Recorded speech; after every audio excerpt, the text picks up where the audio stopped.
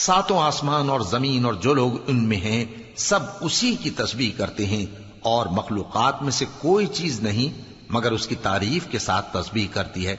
लेकिन तुम उनकी तस्बीह को नहीं समझते। बेशक वो बुर्दबार है, गफ्फार है। और ए नबी,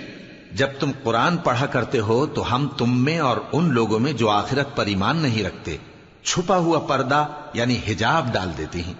और उनके दिलों पर भी पर्दे डाल देते हैं कि उसे समझ न सकें, और उनके कानों में सिक्ल पैदा कर देते हैं। और जब तुम कुरान में अपने परवरदिगार यक्ता का जिक्र करते हो तो वो लोग बिदक जाते हैं और पीठ फेर कर चल देते हैं। ये लोग जब तुम्हारी तरफ कान लगाते हैं तो जिस नीयत से ये सुनते हैं हम उसे खूब जानते हैं, और जब ये सरगोशियां करते हैं यानी जब जालिम कहते हैं कि तुम तो एक ऐसे शख्स की पैरवी करते हो जिस पर जादू किया गया है,